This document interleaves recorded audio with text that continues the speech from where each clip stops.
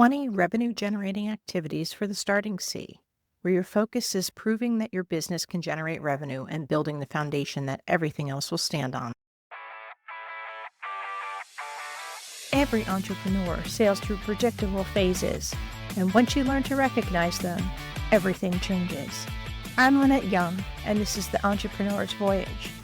Whether you're starting, soaring, sailing, or somewhere in between, you're in the right place. Stop surviving your business. Start navigating your journey. Welcome to the Revenue Generating Activity series here on the Entrepreneur's Voyage. This 7-episode series is designed to give you practical, actionable ways to generate revenue no matter where you are in your business journey and no matter what type of business you run. Each episode covers revenue-generating activities for 4 business types. Professional services includes coaches, consultants, agencies, and freelancers. If you sell your expertise, knowledge, or time, this is you. Retail means brick-and-mortar stores. If customers visit a physical location to buy from you. Online commerce covers e-commerce businesses if you sell products through a website or a digital marketplace. And last up, product-based businesses manufacture or develop physical goods sold through various channels. We're going to kick it off by focusing with professional services in the starting C. And for here, we have 5 revenue-generating activities for you. Number 1 is Founding Client Intensive. Think about offering a limited number of deeply discounted spots in exchange for testimonials and detailed case studies. This is really great when you're just starting out. You want to see if people will actually exchange money for your ideas, money for your classes, money for your courses, for your masterminds, whatever it is, and you need social proof. Number 2, book discovery session conversations. Conduct free strategy calls that are designed to identify paid engagement opportunities. This is a free consultation, a free 15-minute, a free 30-minute. You want to think about doing this, and it's actually a way to turn cold leads into warm leads. Now, your conversion rate isn't going to be 100%, but what it's going to do is it's going to get you used to asking for money, used to talking about your services, and it's going to get your name out there more and get you more comfortable with the idea of actually having discovery phone calls that can convert into money. Next up, number 3 is a skills inventory package. Think about bundling existing expertise into a fixed price starter offer. So maybe you say, okay, I'm only going to offer 5 of these packages, or I'm only going to take as many clients as I can until the end of the month, or whatever it is. But you always want to have some sort of constraints on it, either a number or a time. So what you might want to do with this is think about things that people are always asking you about that you can just talk about or help with, and you don't even realize it's a talent or service of yours. Add some of those extra things into a package and offer it as a bundle.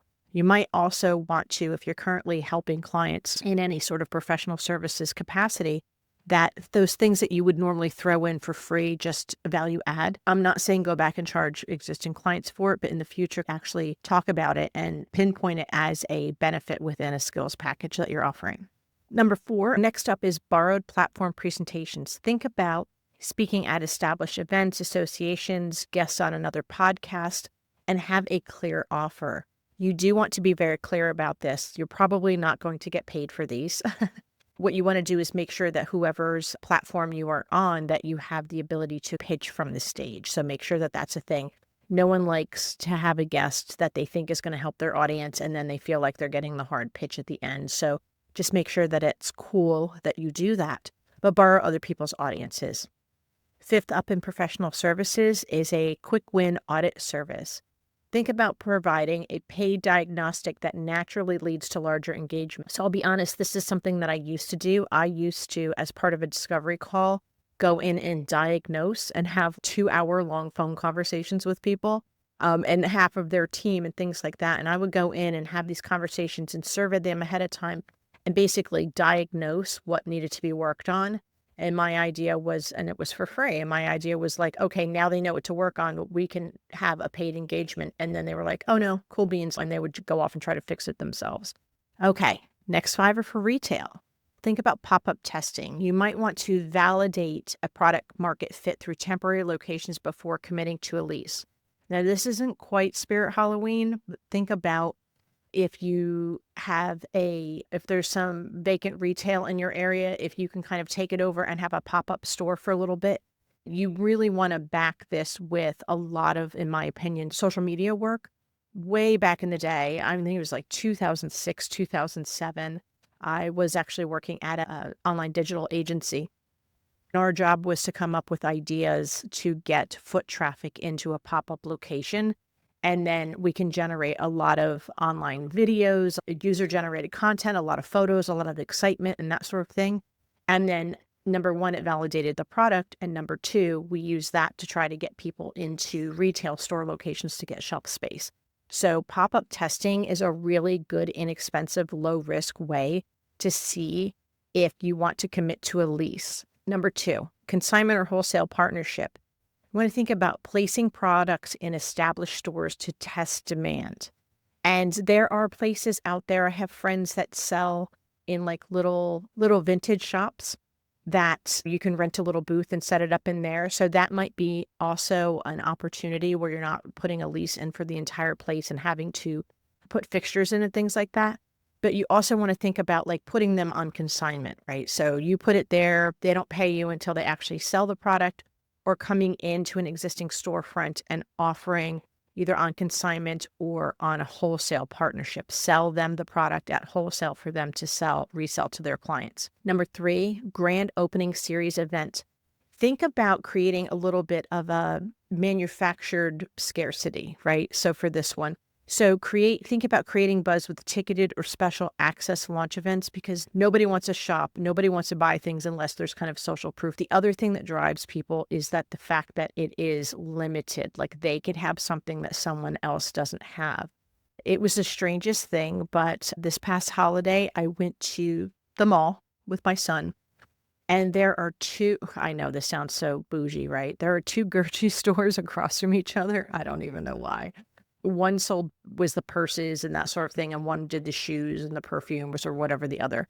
Well, one did not have a line, and one actually did have a line. They had literally red velvet ropes around.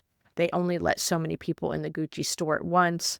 And what was happening was people wanted to go stand in line, and they were like, no, you need a ticket to stand in line. And then people were standing in line to get tickets to stand in line. It was the dumbest thing I've ever seen in my life, to go spend 12 grand on a purse, but what have you.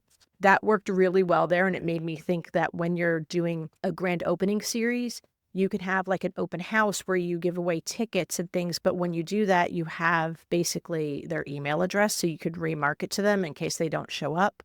All these types of things, you want to make it feel exclusive.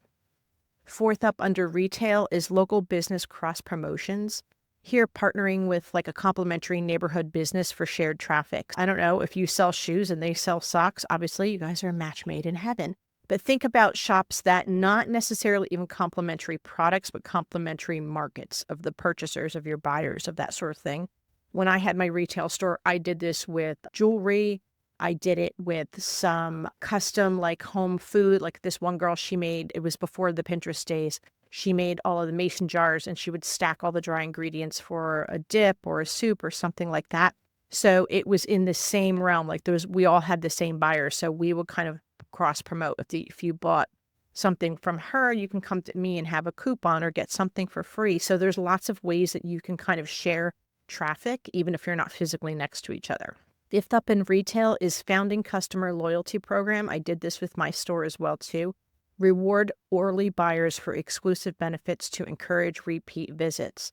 So if you haven't listened to some of my other shows or read the blogs or whatever, a million years ago, like 23 years ago, I think it was, I owned a scrapbook store, a crafting retail store, and we would have something called crops, right? So you come late at night and everybody eats pizza and M&Ms and brings some wine or whatever, and you sit around and you do your crafting projects with everybody. It's kind of like an old school knitting circle. And I used to charge money to attend these because I just needed to cover my costs for pizzas and stuff that we would provide. So what I did was the first 15 people that signed up for a crop and attended 5 times, I then gave a lifetime pass to my crop so they could get in I think I held them once a week, and once it was on a Friday, once it was on a Saturday, and I'd alternate. And, they would come back and I would, how much did it cost me a pizza? Hardly anything. But they would also purchase products off my retail shelves when they did that. But the fact they had a little pin they would put on when they came in, I'd give them a little pin I made, and they like OG kind of queens and stuff like that. Like, they loved it, and they would bring their friends so they could kind of show it off. It was amazing. Next up is online commerce. Now, this one is like, I don't care if you make the product. I don't care if you're buying or reselling the product. I don't care if you manufacture the product yourself and then sell it online. This is kind of part of where you're going to live here. Number one in online commerce for starting is think about a pre-launch wait list. But here's the key with deposits. Anyone and everyone can sign up for your email list. And while that's great, oh yeah, I'm going to buy this product. But put your money where your mouth is. This is a bit of a Kickstarter type thing, right? So you may want to offer refundable deposits. You do have to check on the states and the laws that you operate in, because that is definitely a thing. But think about using that to validate demand before your actual inventory investment. And you could also use that money, that seed money, to actually maybe fully bake out your inventory, whatever you need to do to kind of get that. But understand that if you don't perform, then you're going to have to most likely return that deposit. Number two is marketplace testing. So rather than build your own castle and drive traffic to it, well, it is an amazing idea. Trust me when I tell you there is more traffic that is going to Etsy and Amazon and the like than your own digital storefront. I'm a huge fan of Shopify. And I love the idea of creating your own shop online to sell your own products, whether they be digital or physical products. The problem with this in the beginning, remember we're in the starting seat, is that you are responsible for driving 100% of the traffic to your online web store so people can purchase. But guess what? You're going to make less money on Etsy. You're going to make less money on Amazon, but they're providing you traffic. So it's how you're going to validate whether or not your product sells, and it sells at the price that you want to sell it at.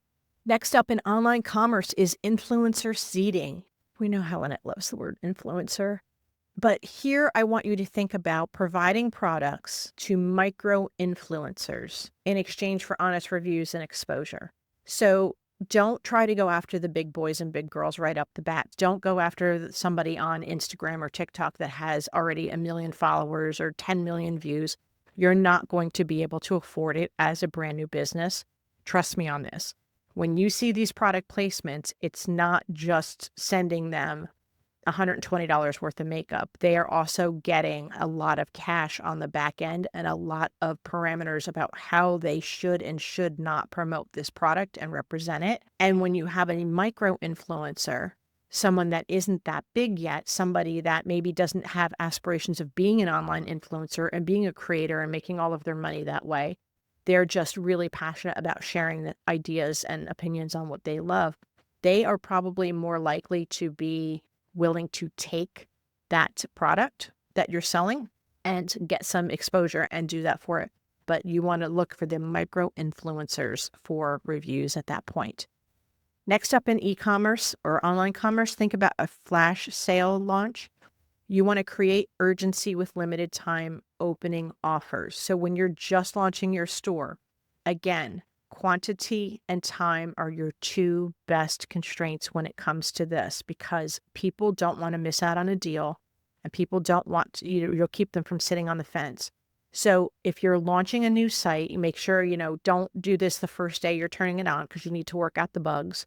So once you've kind of battle tested your e-commerce site, you might want to think about creating urgency, saying, I have 500 products. The first 50 people that buy get it at a discounted price, or that sort of thing, or offer a discount code that expires at a certain time. It expires in 24 hours, or it's only good for one shopping cart, right? So they'll load up that shopping cart as much as they can because they won't be able to use that discount code again. So think about these flash sales. All right, now we're up on product. So if you're physically manufacturing a product, you could sell it wholesale, retail, online. One of the best ways to get started is with a crowdfunding campaign. Either Kickstarter, Indiegogo, I think that's how you say it. I've used it before. But use this to pre-sell and validate demand. If you can't pre-sell before you're manufacturing this, you're probably not going to be able to do it after you've actually spent hard money to get that product into the world. Next up under product is minimum viable product sales. Sell the simplest functional version of something to gather feedback and revenue. A million years ago, I don't remember what the thing was called. There was this phone stand and it looked like it was made out of silicone. It looked like a little bit, it had suction cups on it and it looked like a starfish, right? It had like 6 or 5 like little arms on it and it was adorable. And I actually got to get it on a Kickstarter and you could like bend it anyway and it would stay in the suction cups and you can like put it on your car window and hold your phone and video or, all that kind of thing. And I got like the 0.1 version of it. The suction cups were okay, but they weren't great. And it didn't bend that great and that kind of thing. And I got it deeply discounted because they're like, hey, we're trying this out. If you buy this at our manufacturing costs and give us honest feedback on it, we'll give you discounts for the product going forward. And that's what happened, right? So like they had 3 or 4 versions.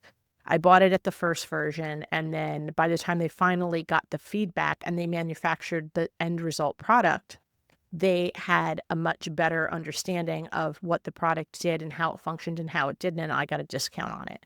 If they had just launched big with that first product, it honestly would have flopped because it wasn't that good. And that would have been like the taste that was left in my mouth. And because it was marketed as a prototype and I was like really keen to get in on this, I was like, take my money, thank you, and yes. Next up here is direct to enthusiast outreach. So here, it's very similar to the online commerce, to the influencer seeding, right?